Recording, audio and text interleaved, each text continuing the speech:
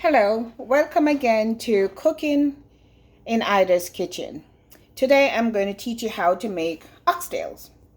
So I've already gone ahead and seasoned my oxtail and it's marinated quite well. See how pretty it is with all the colors. And you know the usual spices I use: paprika, garlic powder. I use a little turmeric, black pepper, parsley flakes, garlic powder, the Grace all-purpose seasoning. I love my Creole seasoning. And you can use a little red flakes. I don't, because I use Scotch bonnet pepper. Over here I've got 1.5 Scotch bonnet pepper cut up very finely. My garlic I've diced up, 1 small onion, some thyme, and half of a bell pepper, green bell pepper. You can use any bell pepper you want to use, red, yellow, whatever color. But today I'm using green. I will not use too much green pepper because it's green. It sort of takes away from the taste you want to get. So that's why I've only used a half of a bell pepper.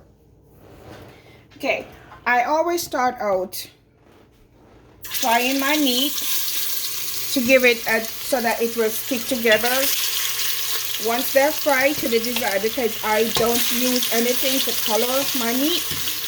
So once I get the desired color, I pour the oil off and then I allow it to cook. This I'm using is my pressure cooker because oxtail is such a hard meat to cook. To cook it on the stove, it takes a lot of hours. You're looking at, if you were not to use a fast cooker like this, a pressure cooker, it will be probably 4 hours cooking on the stove. So what I normally do is fry it, allow it to cook for a short while in the pressure cooker, and then I transfer it to a regular pot to finish cooking on the stove so it's not overcooked, because a pressure cooker will overcook it. So this is, I'm just frying it, and once this session is done, frying it and preparing it, when I'm ready to start the boiling process in the pressure cooker, I'll come back and show you. So stay tuned, I'll be right back. So welcome back. So I've gone ahead and I've browned my oxtail and all these in a pot. This is what helps to give it the color I'm looking for. So I'm going to return my pot to the stove, and I'm going to add these back to the pot. And as I said, I'm just going to use a pressure cooker to soften the meat, because oxtail, as I said, can take hours to cook. So I add them back to the pressure cooker. You have to add water to it or it will burn. I've poured off all the oil that I fried it in, because oil is still on the meat and we need that for the gravy. Okay, this is going to make its own gravy, and once you're cooking it, you'll see it starting to make its own gravy. You don't have to add anything to it to thicken it. It will thicken all on its own and give you, and you can decide how thick or how thin you want your gravy. I've added everything to the pot. Now I'm just going to add some water to my pot.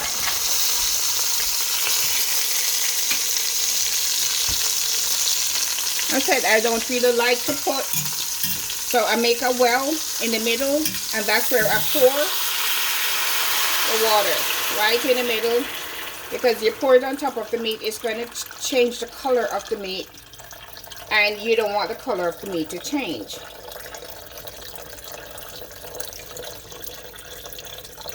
And you have to sort of cover the meat with the water, because you don't want it to burn. Let me get a little bit more water, not burn, but you don't want the meat, you don't want it to burn if there's not enough water on it.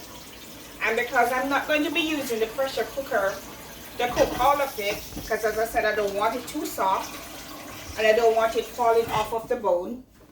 So I allow it to cook in the pressure cooker. See, it's changing the color of the meat because the water accidentally got on top of it.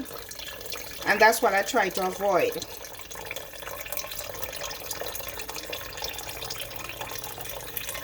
I just need it to cover the meat so it doesn't burn.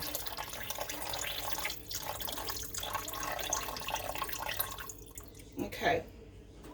So here we go. I sort of turn it up. See, this is where the water caught this one. So you see the color has changed. Turn it white when it was this brown. But it will get back brown again. And this brown you see in the pot, that's the color. That's the color of the meat when it is done. The meat will be when it is done cooking. And as I said, this is my pressure cooker. So let me just add the lid to it. Turn it up to 2. Turn my stove to 5. And then I allow this to cook for probably half an hour, 45 minutes, up to 45 minutes. And then it should be cooked enough, softened enough to go for me to complete it by adding all these seasoning to it. This is my rice and peas. If you look on my previous videos, you see where I cooked some rice and peas. So I've done cooking the rice and peas because I'm cooking dinner for my family. We just came from church and we're trying to cook dinner. So this is what my rice and peas looks like. Very shelly. But if you look at previous videos, you'll see where I've already cooked some rice and peas. So that will teach you how to cook rice and peas as well. And we'll be right back. Okay, so this is, my meat is almost done, my oxtail. See, it's nice and soft. So now I'm going to add my seasoning to it so it will cook. I'm going to put my peppers in. I'm putting all of them in. My garlic, my onions,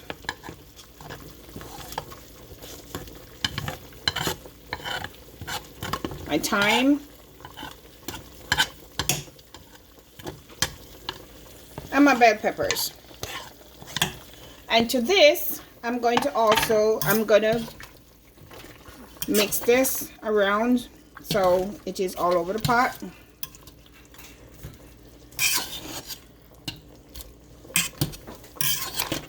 And then I'm going to add a little ketchup to this. The ketchup will help with the flavor.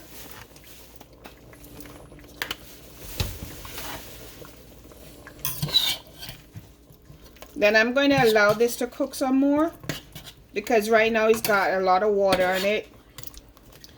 And that's going to be too much, and I just want it to go down to a small, less water than this. And as I said, I fried it because I like when it's done cooked that my meat will still stick to the bone, but it will be soft, not hard, not where you can't chew it. So that's why I pressure it, and I don't allow it to continue cooking under the pressure because I want it not to get too soft where it's falling off of the bone and the bone becomes too chewy where you can't really enjoy the meal. So I'm going to allow this to cook for the seasoning to cook a little bit more. And I also have to add a little bit of pimento seeds. In my country, we call it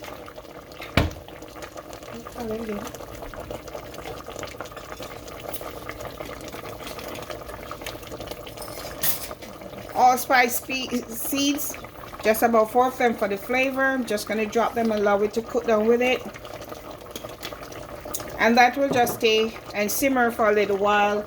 And when it's done, when the water is a bit lower, I'm going to add this Grace butter beans. This is going to help to thicken it. And then I'm just going to allow the butter beans to cook. And allowing them to cook will also help in thickening the gravy. So I don't have to add anything else to it, just allow it to cook. And we'll be right back. Okay, so this is the final stage of my oxtail. This is the butter beans I've put in. When you you have to drain the water off of the butter beans when you add it to your oxtail, because you don't want the water in it. I don't normally. And I cook the butter beans to make sure it is nice and soft, because that's what helps the gravy to thicken. Okay, all in the beans, the starch in the beans helps the gravy to thicken. And this is the desired thickness I'm looking for. And you see my meat is still on the bone and it is soft. You can see that it is soft because I can cut right through the meat with the spoon, nice and soft. So I'm at the end of cooking my oxtail and we're about to sit down and eat, but I'm not done cooking my Sunday dinner yet. But this is just the beginning of, this is just some of what I'm planning on cooking. I'm about to make a dessert for my Sunday dinner. I will not upload anything on that at this moment, but I will one day. So have a blessed Sunday, and thank you once again for tuning into my channel. Make sure to like and share. Thank you.